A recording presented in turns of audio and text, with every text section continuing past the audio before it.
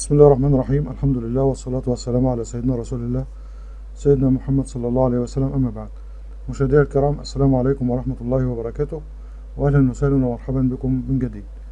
كنت زي ما وعدنا حضراتكم هنتكلم إن شاء الله في سلسلة متكاملة عن التفريغ وكل ما يتعلق بالتفريغ من البداية وحتى النهاية إن شاء الله. طبعا التفريغ ممكن يكون مشروع لبعض الناس مشروع ناجح جدا يقدروا يكسبوا من خلاله ويتكسبوا ويفتحوا بيوتهم.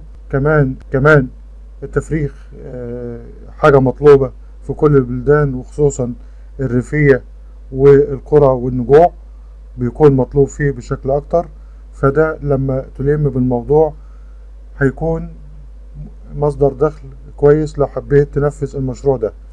هنتكلم عن التفريغ. ايه هو التفريغ؟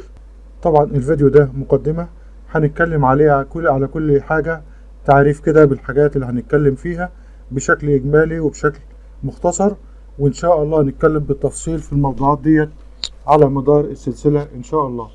طبعا أنا هحط بين إيديكم خبرة 10 سنين أنا اشتغلت في التفريغ، ومش هبخل عليكم بحاجة لأنك أنت مش هتاخد من رزقي حاجة ولا أنا هاخد من رزقك حاجة، بل بالعكس، أنا لما أديلك المعلومة بإخلاص وبصدق ده في ميزان حسناتي، ولما أكون سبب في إنك تشتغل حاجة وتتكسب من وراها بالحلال ده كمان في ميزان حسناتي، لو أنا ناوي بيه وجه الله أو ناوي بيه إن أنا أنفع الغير، وده مش هينقص من رزقي حاجة.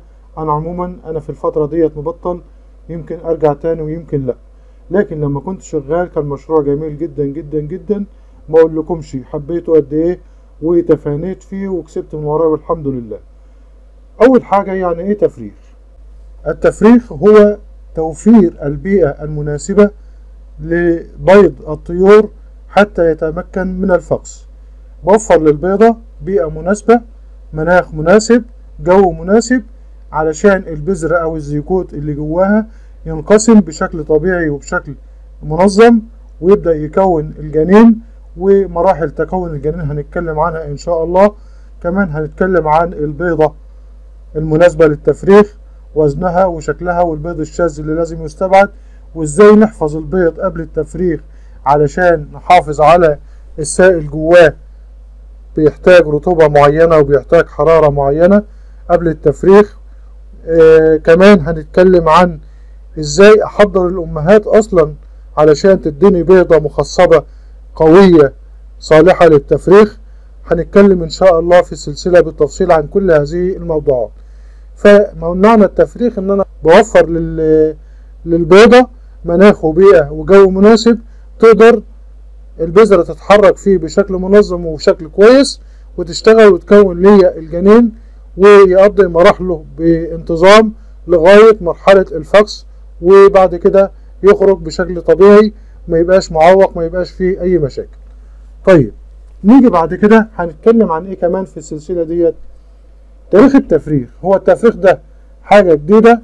لا، التفريغ قديم جدا جدا من أيام الفراعنة والمصريين القدماء، ولكن كان التفريغ زمان بشكل بدائي، يعني مش زي دلوقتي معامل كبيرة بتحكم رقمي ديجيتال وتهوية مش عارف بإيه الحاجات المتطورة ديت مؤخرا، إنما التفريغ قديم جدا وكان من أيام الفراعنة، لكن كانوا بيستخدموا أدوات بدائية وأدوات بسيطة، يعني لمبة جاز عشان يدفي بيها، يحط حوض فيه مية ويدخل الهواء للمكان لغرفة التفريغ من اتجاه معين، وحاجات بدائية جدا، وبدأت تتطور مع الزمن ومع تقدم الناس لغاية ما وصلت للشكل اللي احنا عليه النهاردة.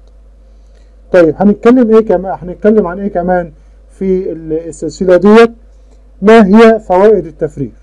طيب، ما احنا عارفين ان الامهات لما بتحط بيضها بتنام عليه وتفرخه.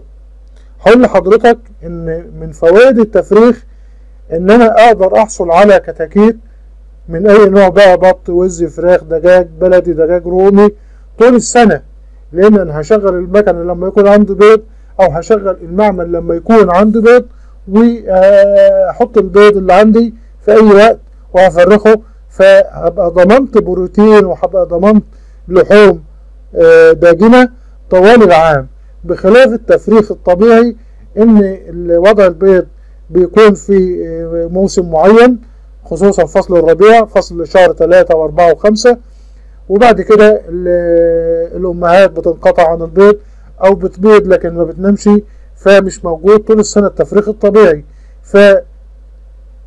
فالتفريخ الصناعي بقى اللي احنا بصدد الحديث عنه بيسد الفجوة وبوفر ليا اللحوم الداجنة طوال العام، لأن بقدر أفرخ البيض ما دام موجود عندي بيض بقدر أفرخه في أي وقت. طيب هنتكلم عن إيه كمان في السلسلة اللي معانا ديت؟ هنتكلم عن مقومات التفريخ اللي هي ايه؟ مقومات التفريخ يا حضرات 3 حاجات لازم يكونوا موجودين وبنسب معينة. اي خلل في مقوم من مقومات التفريخ ال3 بينعكس سلبا على نسبة الفأس وعلى حيوية الكتكوت وعلى خروجه من البيضة بشكل طبيعي. ايه هي المقومات دي 3 يا حضرات؟ اول حاجة التهوية، علشان تبادل الغازات داخل البيضة لازم يخش للمعمل او للفراخة اكسجين، وهي بالبيضة بتخرج ثاني اكسيد الكربون. هتقول لي طيب وهي البيضة بتخرج، هي البيضة مثقوبة؟ هقول لك ثبت علميا ان البيضة فيها 8000 ثقب غير مرئي بالعين المجردة، ما تقدرش تشوفه الا تحت الميكروسكوب. فمن خلال هذه الثقوب الدقيقة جدا بتتبادل البيضة الغازات، بيخرج منها ثاني اكسيد الكربون وبيدخل لها الاكسجين لمساعدة ونمو الجنين داخل البيضة. طيب بعد كده المقاوم الثاني من مقاومات التفريخ وهو الحرارة. الحرارة لازم تكون 37.5 تقريبا. لانه انا قلت تقريبا ليه؟ انا قصدها لانه في الايام الاولى لوضع البيض في الحضانة او الفراخة او المعمل بيحتاج من 37.5 ل 38 درجة. لما بيتقدم وخصوصا في الفترة الاخيرة ممكن تبقى الحرارة 36 37، وديت بنقدر نتغلب عليها في المكنة الصغيرة. هنشرح الكلام ده بالتفصيل لما يجي وقته. ليه بقى؟ لان الكتكوت بيكون اتكون واكتمل وبدأ يصدر او بدأ يطلع حرارة اصلا من جسمه.